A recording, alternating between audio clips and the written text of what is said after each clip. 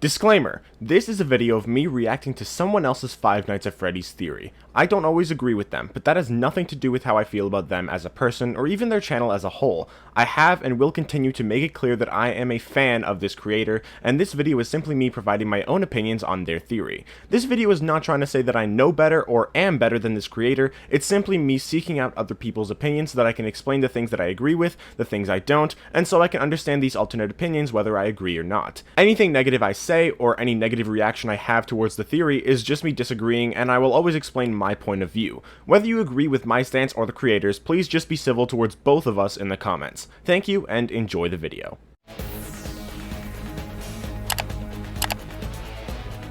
Game theory. Was FNAF's final mystery really that simple? I wouldn't call it the final mystery, but it's definitely a mystery, so let's go. 20 minutes and 44 seconds long. Let's begin. After 9 years and countless theories, the crying child's name has been found. You said that last time. On screen right now is the real name of FNAF 4's crying child. And by the end of this episode, you're gonna know exactly this what one? it is.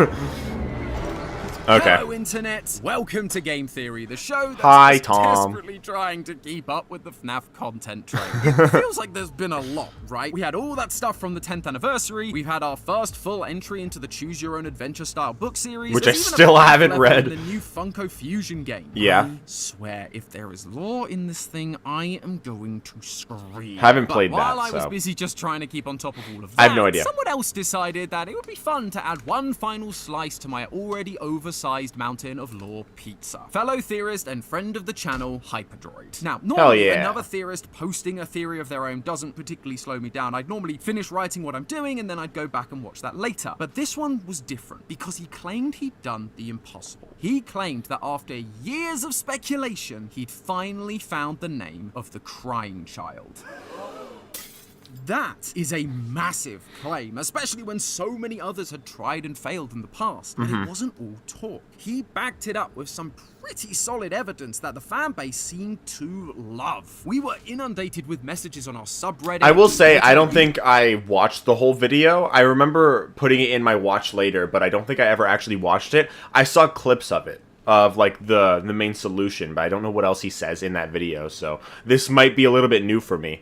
What's mentioned here might be a little new for me.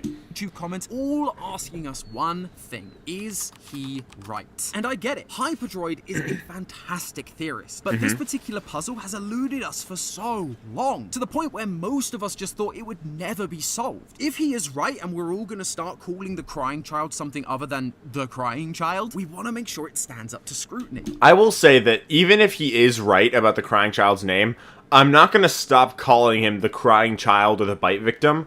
I'm just going to keep calling him that, because even if it is very likely that he's right, it's not confirmed, so like we don't know for sure. And it's not that complicated to just say the bite victim or the crying child. I don't really mind just saying that, because it doesn't take that much effort. It's just like 2 extra syllables. So, but like I said, I haven't watched the other video, but like Hyperdroid's video, but I will say that the whole Dave idea, which is obviously what Hyperdroid suggested, it's not necessarily new, but I think that like it just wasn't widespread, and Hyperdroid came to the conclusion by himself, which is cool, and also he's a little bit bigger, so it's easier for him to like widespread the idea. Even I've mentioned the Dave thing in the past, but it was in a video talking about just what the crying child's name could be and listing the different ideas for what it could be.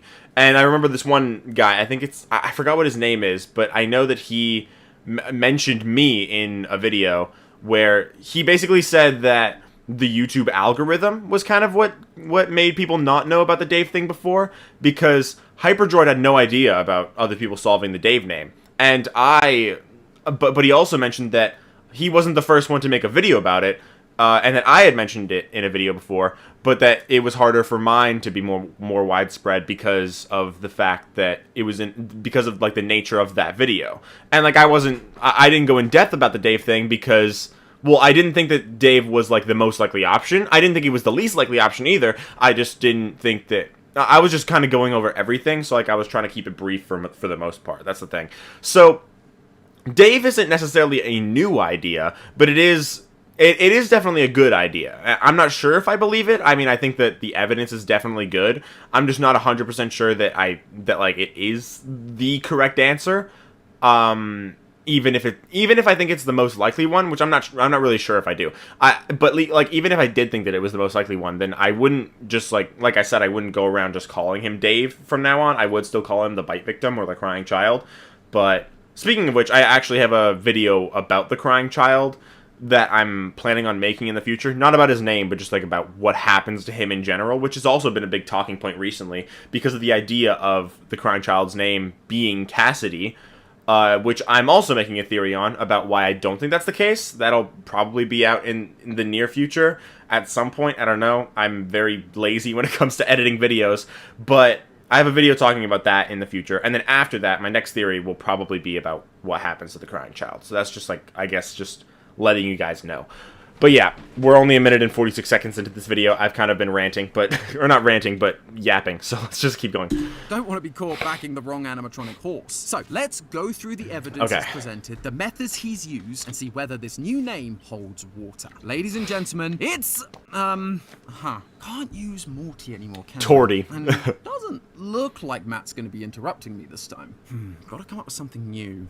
Oh, I know! Leave your theories in the comments below. I'll pick my favorite in the next episode of Trash. Yeah, that's about right. I guess that's what happens when I let Yossi pick the acronym. Let's give a trash take then, shall we? Tom reviews a submitted hypothesis? Is that what that says? We first need to recap where the mystery started. The survival logbook. After the release of FNAF 6, we got this book that seemed to just be a kid's puzzle book, but it turned out to be one of the biggest lore clues in the entire series. And I really do mean that. Inside, I think there's definitely still a bunch that we have not found in there. Writing in red pen, a ghostly spirit writing we're not solved, at least. And a final spirit altering the physical text of the book. Yeah. Across several pages, the faded text wrote the words, "my name." And on one page, my name was written on a gravestone. This reflected the 5th gravestone with no name that we found at the end of FNAF 6. Thanks to Reddit user DPowerful1, we realized that you could take the altered numbers on the pages where the words "my name" were found and use those as coordinates for the word search, giving us the name Cassidy, the 5th missing child. This in and of itself was a huge dub for the FNAF community, but it was kind of bittersweet because there was another puzzle in this book that remained unsolved, the Foxy Grid. This grid had faded letters in the first few boxes, showing us that we needed to fill in the rest, and likely meaning we needed more coordinates to figure out a new name. The name of the spirit writing in altered text in the book. Based on Cassidy's questions about the purple plastic telephone, psychic friend Fredbear, as well as a birthday party that was for you, all things seem to be pointing to this final spirit being FNAF 4's crying child. The Foxy Grid was going to finally help us figure out the name of this character. The problem was, nobody could solve it. Matt was literally ripping his hair out for years over this thing. Some people tried to find the name in other places and then reverse engineer a solution. In Help Wanted, the FNAF 4 bedroom was called Norman Bedroom, so maybe Norman? Some people thought Garrett because that's Mike's brother in the recent movie. Some even thought it might be Gregory because he's designed in a similar way to the crying child. But none of them were able to link it back to the Foxy Grid, and so it just felt inconclusive. A few Reddit users found the phrase "is Springtrap" using 6 Cassidy coordinates and 6 my name page numbers. This seemed to pair nicely with my name because it matched the FNAF 3 teaser. My name is Springtrap, and implied therefore that the ghostly text was actually Afton speaking to the crying child, whose name would therefore be Cassidy. But sadly, this solution ignores the 7th coordinate needed to make up the name Cassidy in the first place. And so by cherry picking 6 of the coordinates, it kind of causes the whole thing to fall apart. Finally, the most simple and well-known of the theories was offered by Reddit user Wolfie1740 Kingdom. They matched the questions that Cassidy was asking to the answers given by the crying child in altered text. The party was for you. It was for me. What do you see? I can't see. Does he still talk to you? I can hear sounds. This gave them the letters E, V, and A. But they weren't really able to figure out the final letter. Another Reddit user, Godzilla813105, did manage to find a solution. They added up the tally mark. To be fair, I think Wolfie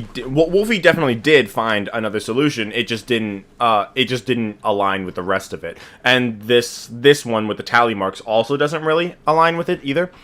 Align with like the rest of the code. So it just seemed weird to have one letter just be absent or to be solved in a different way. But I will say, there was this one time, I think it was like 2 years ago or so, like when the Dave name, when the Dave idea was actually like first brought up. It was around the I don't remember how long ago it was, maybe 2-3 years ago, something like that. But whenever the name Evan was suggested by Wolfie, it was like a month or two, maybe a few more months after that.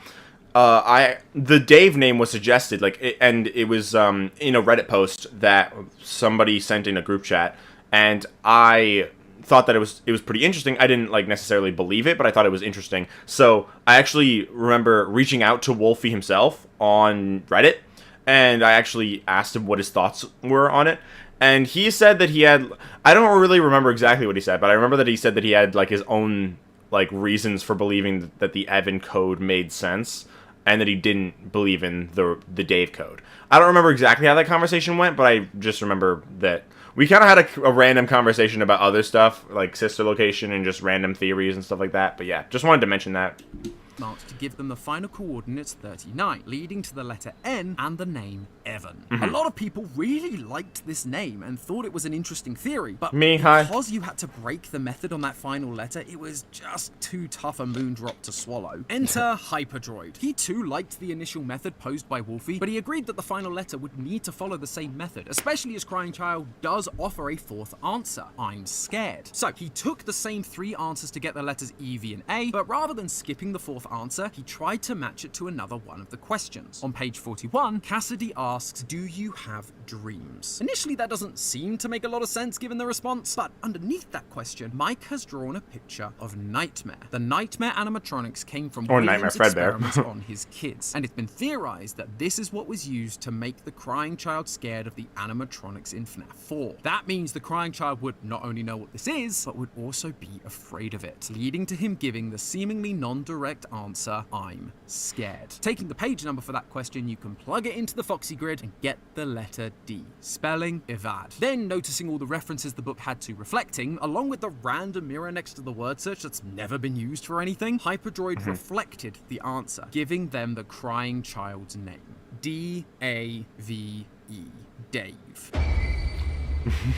Everybody lost their frontal lobes over this, but Hyperdroid wasn't done. Not only did he offer the initial solution, he also went classic game theory on all of us and used some real-world evidence. He calls out that Dave, or more accurately the full name David, was the 3rd to 5th most popular baby name for boys between 1970 and 1980, around the time that he would have been born. I love the fact he did this. I don't know if that's the case. So useful for theory crafting. Because I think the Crying Child would be a little bit older than that, but I don't know. Might otherwise not. And given how important this name is, I wouldn't be surprised if Scott had actually... But I mean, in general, it is a popular name, so it would make sense.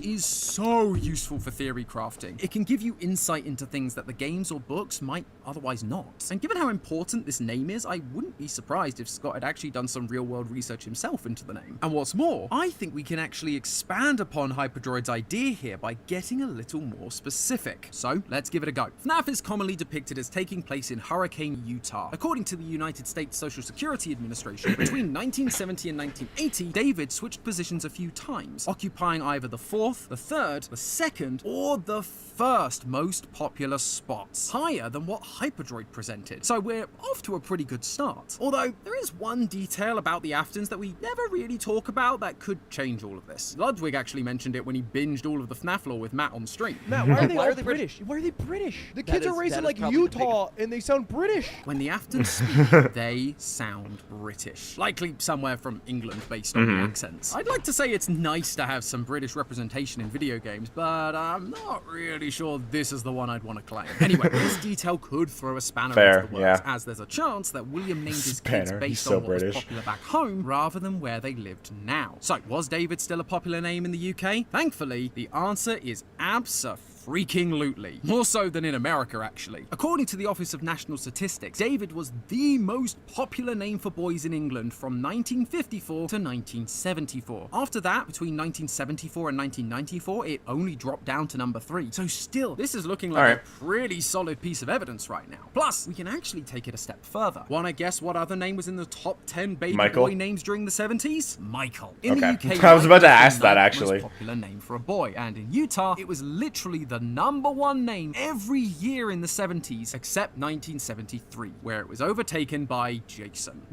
Of course, Jason had to ruin the perfect score. Hashtag blame Jason, am I right? Regardless, again, this seems to be lining up pretty well. But what about the final Afton child, Elizabeth? Well, she is also on these lists, although she's nowhere near as popular. In the UK for that time, I mean, the she Queen's sitting name between was 20th and Elizabeth at the 25th time, most so... popular name. And in Utah, it's similar, anywhere between 19th to 24th. That's not really as high as I'd like for it to feel like a solid connection. Yeah, but like I just said, if they're British, then the Queen's name being Elizabeth at the time does kind of add up with that, too. Super bad. It would be way worse if the names were like 50th or 100th most popular, Yeah. you know? But if this is being used as evidence for how Scott picked his names, then Elizabeth would likely need to follow that same pattern. And in reality, she'd have then ended up being called something like Sarah or Jennifer, both #1 names for the time period in the UK and Utah respectively. Therefore, while David was a really popular name between the 1970s and 80s, it kind of feels like a weaker connection. Maybe Scott just thought Elizabeth sounded more British because that was the Queen at the time. Who knows? No need to worry though, because that wasn't the only real-world evidence Hyperdroid used. He also mentioned the meaning of the name David. While it was a popular name in both the UK and the US, it's actually of Hebrew origin, meaning beloved. Fun fact, Thomas also comes from a Hebrew word that means twin. I'm not a twin, at least as far as I know. Maybe you could let me know down in the comments if you think you found my long-lost twin. For this theory though, Hyperdroid claims that the meaning does make sense. He connects the meaning of beloved to the crying child's brother Mike, and how his whole character arc is caused by killing his brother, showing us that his brother Dave was beloved by him. This is where I have to press X to doubt. While, yes, Michael does say sorry to his brother by the end of FNAF 4, the rest of his actions don't really say that he considered his brother beloved. He jump scares him, he actively puts him into an animatronic, he doesn't seem to care about him at all. Have you ever, met siblings? That's like exactly how siblings are. Just because you make fun of your siblings or you treat them like shit doesn't mean that you don't care about them. And the fact that he says sorry to him and that's like what leads to him being the, like, I guess the quote-unquote hero of the series kind of indicates that, yeah, he definitely cared about him. He was just like, he was being a bully, yeah, but that's because he's the older brother. That's kind of just how they work, you know? Nowadays, I'm taller than my older brother. I'm 17, he's 22. And even though right now we have a really good relationship, but when I was younger, he was like that. I mean, he wasn't like he wasn't really a bully. He was just a dick sometimes. But like that's just kind of how older siblings work. And I think that if I was the older sibling, I would probably do that too. But I don't know. Like that's kind of just how older siblings work. Just because like you make fun of your older sibling or you're like, I guess, an asshole to them doesn't mean that you don't care about them. So like that, I think that he's kind of wrong in that sense. To that, his actions seem to be spurred on more by his father. Afton sent him down into Sister Location, where he then learnt about Elizabeth and the monster his father was, and so went on a quest to destroy him. Some of that may have come from the guilt of killing his brother, but I'm just not convinced enough to say that Michael considered his brother beloved. Now, I will say that I think that he did consider his brother beloved. I think he definitely loved his brother, but I will say that I don't think that that's like, I don't really think that the real world connections or like the name connections really matter that much, especially since Cassidy means curly haired, but Cassidy and Andrew are not the same character. Or unless you believe they are. I mean, a lot of people do think they are, but I think that they're two separate characters, so I don't really think that means anything, really. That doesn't mean that I think the meaning David being beloved is invalid evidence at all. He may not have been beloved by Michael, but he was beloved by someone else. William. I very much disagree with that. He needed to save him. I don't think that he was I don't think that he wanted his son to die, but I don't think that he cared about him at all. I don't think that "I will put you back together" was even said by him, and I don't think that he was and I just don't think that he actually cared that much about like wanting to revive him, I guess. Put you back together. Or help We also him. believe I don't for a think long that was his while motivation he at all. Killed Charlie in a drunken or emotional rage after the death of his own son. That I disagree. wouldn't I think that happen Charlie if he died didn't first. care about his kid, if his son wasn't beloved. And by associating that meaning with Afton, other pieces fall into place for the other Afton kids as well. Michael once again comes from the Hebrew language, and it means who is like God. Typically, this is meant as a rhetorical question because there is no one like God, but it could also be interpreted as a statement. Michael, who is like God. William is a man who has figured out power over life and death in this world. He sees himself as a god. And Mike tells us himself that the Funtime animatronics confuse him. See him with like his him. father. Yeah, okay. Recognize me at first, but then they thought I was you. He is like his father. He is who is like God. The same thing goes for the name Elizabeth. It's derived from the Hebrew name Elisheva and means my God is a promise. One of the only lines we get from Elizabeth before she becomes baby is her begging William to let her play with baby. Oh, Daddy, let me go to her. Didn't you make her just for me?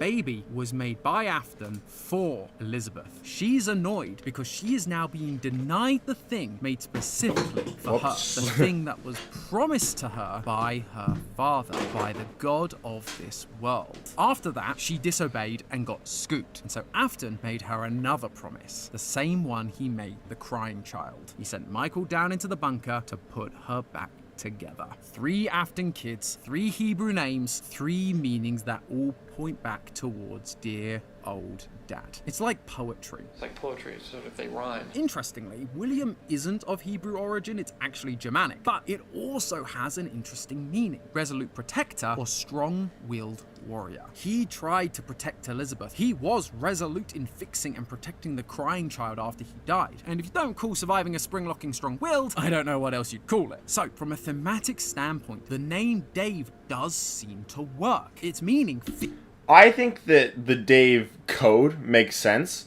and I think that Dave being the crying child's name is definitely possible, but I don't think that the real-life meanings of the names means anything. I don't agree with Afton caring about his son, and I don't agree that Michael doesn't care about his brother, and I just don't really think that like I said, I don't think the meaning of the names really matters that much, because I feel like Scott probably didn't really put much thought into that when he was just like coming up with the names. I think that Mike Schmidt and Michael Afton are the same person. So I doubt that Scott was just like, I'm gonna name the protagonist of this first game, which might not go anywhere, this, because it matches his father, who, by the way, we have no idea that that's his father yet. Like, obviously, maybe he could have planned some of this stuff out by FNAF 1, and maybe, like, if whether he wanted to expand on it in future games or not, whether he wanted to make more games at the time, or, like, if he had ideas for where it would go. Sure, that's possible, but I don't think that he would have planned enough ahead for the names to actually matter.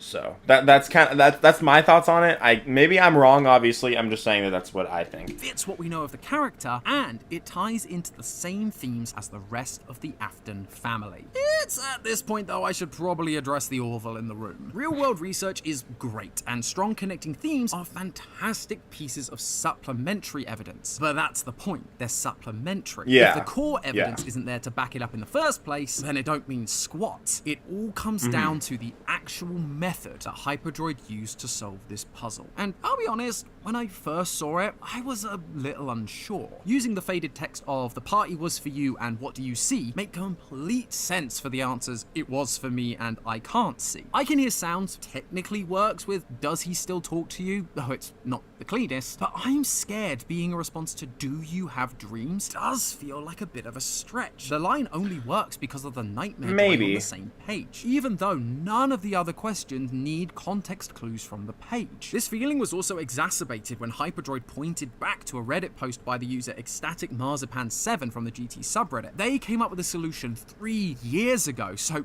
way to represent the GT community. But when I took a look at the original post, they were receiving similar pushback. People were commenting the same things that I'm saying now. However, we theorists are nothing if not thorough. We always dot our I's and cross our T's. Rather than just say, this answer feels wrong and throwing the whole thing out, I wanted to go back through the logbook and do a bit of my own reverse engineering. I marked down every page number where Cassidy wrote something in the logbook. I then used those page numbers in the Foxy grid to find all the possible letters we could get to see if any of them gave us usable answers that we could then go back and pair with I'm scared. 2 of them got ruled out immediately. What do you remember and do you miss them? Because they're on pages 20 and 70. You can't go 0 down on a grid, so they're out. On page 56 we get what's your favorite ride the carousel, but that spells Vave, so that's out too. 3 of Cassidy's questions do give us letters that technically work. Do you remember your name is on page 31. Do any of these toys look familiar to you is on page 42. And did one of these belong to you is on page 43. 31 gives us a C, 42 gives us a W, and 43 gives us a P.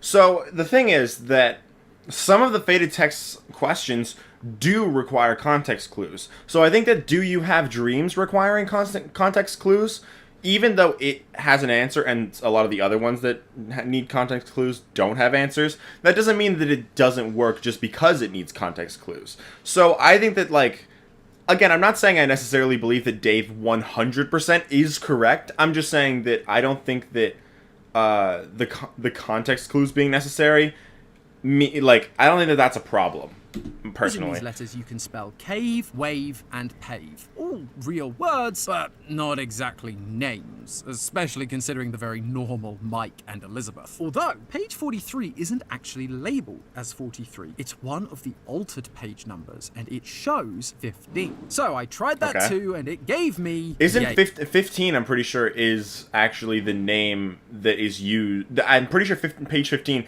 that is one of the numbers that's used for the Cassidy code, though. Because it's, well, basically all on the faded text, all the faded text is on a page where there is a number that's out of place somewhere. So the number that is out of place, that number is what is used for the code. That is on a page where that page is, it uses an out of context number or a number that is out of place, and that is used for the Cassidy code. So I think using that also for the Dave code doesn't make sense. Which obviously, like, I'm not saying that he's saying that it does, but I'm just saying, like, in general. The only time I got close to another answer was by using page 23, which ironically gives you an N spelling Evan. Was Wolfie actually right all those years ago? Yeah, no. If you thought what was the question, dreams made no sense with I'm scared, I feel like was your favorite childhood toy a plastic telephone is an even worse answer. I mean, I agree that it's definitely worse, but it kind of also does relate to the FNAF 4 nightmares.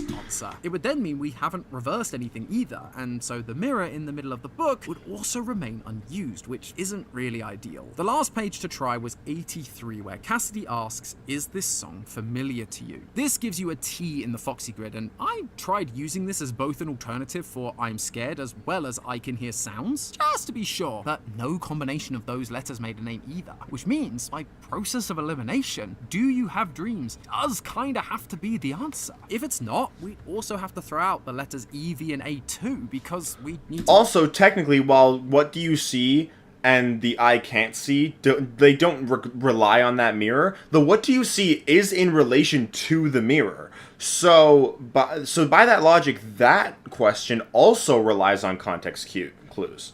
So again, the do you have dreams relying on context clues doesn't really matter. To find an entirely new method to solve this grid. And at this point, I kind of feel like if there was another method, someone surely would have found it by now. I'm sure that some people still aren't going to be happy with this solution. For all the other questions, Crying Child was just responding to the words Cassidy said. But for this final one, you have to use Mike's drawing to get the full interpretation. As I've already said, that kind of breaks the method. It's not necessarily that it's specifically Mike's drawing, it's just that it has something to do with what's also on that page, which is, like I said, is also the case with the what do you see question.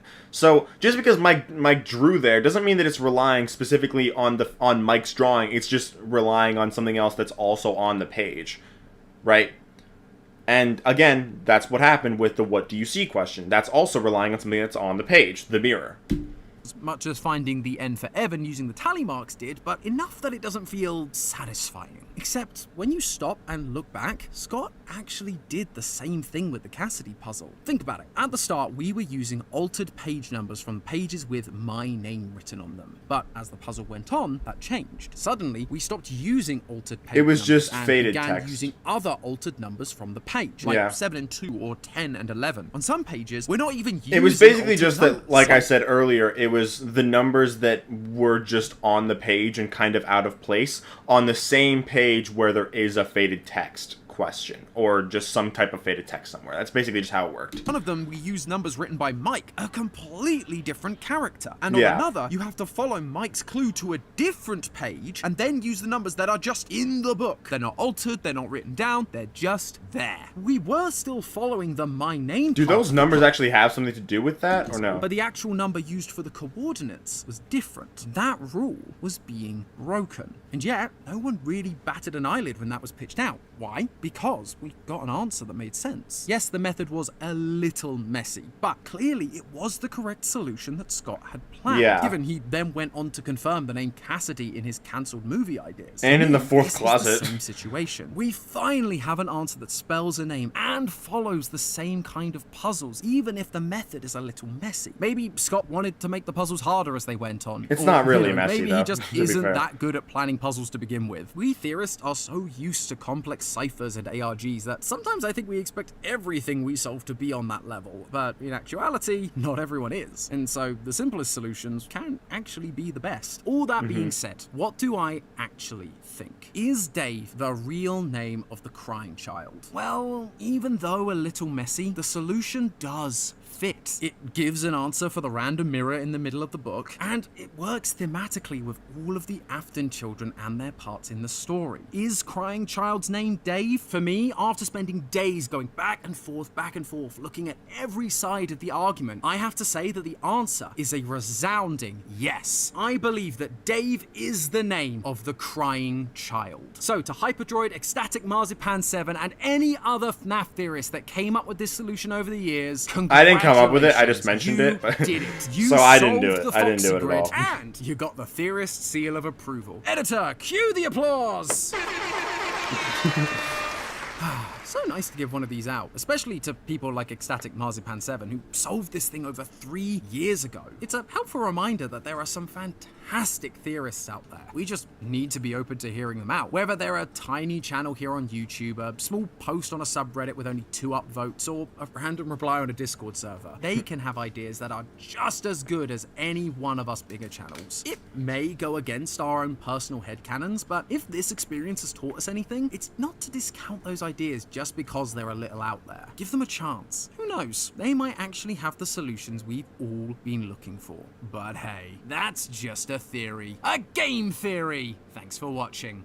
And if you're looking for more... Alright, well, I think that was a good theory. I think that, I mean, it's not really much of Tom's theory for the most part. He kind of just, like, added a little bit more to it. But... like I said earlier, I think that the names meaning something is I don't think it necessarily makes that much sense. I don't think that the meaning of the real life meanings of the names has to mean anything. I don't really think that that's really important. I do think that the name Dave, I don't know whether I'd say it probably is the name of the bite victim, but it's definitely like it's definitely a strong contender for it. Like I said, I'm not going to transition over to calling the bite victim Dave all the time. I am just going to keep calling him the bite victim just to be safe in case one day we find out we're wrong, right? But until then, yeah, you can call him Dave if you want to. You could even call him Evan or Garrett if you wanted to. I don't really mind. Like, I don't mind that much. But like if you're saying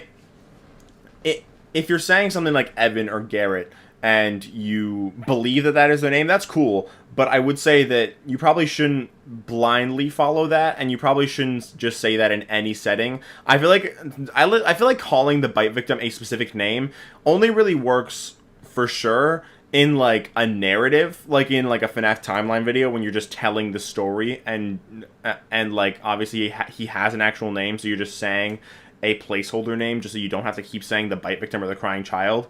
But like, I feel like in a theorizing setting, in a theorizing setting, I think it makes more sense to just call him the bite victim or the crying child, unless you're doing a video where you're saying, I think that this is his name, like Hyperdroid did, or like this one. But I think that even then you kind of just call him the bite victim or the crying child. But regardless, my point is that I won't stop calling him the bite victim or the crying child. I'll just keep calling him that just because I think it's the safest option, even if the Dave option is the correct one. You know what I mean? But obviously, you guys don't have to share that sentiment. It's up to you what you call him. But also, I'm realizing that 2037 is 30 years after I was born, and 37 is my favorite number, and it's the number in my name. And also, 2044 is the year that I'm going to turn 37 years old. So I don't know why I just noticed that, but I don't know why I paused specifically on this number and the video is this long, but I just noticed that all of a sudden. But regardless, I'm going to end that. I'm just going to end it there. Hope you guys enjoyed. If you did, leave a like, subscribe, and I will see you all later. Bye-bye.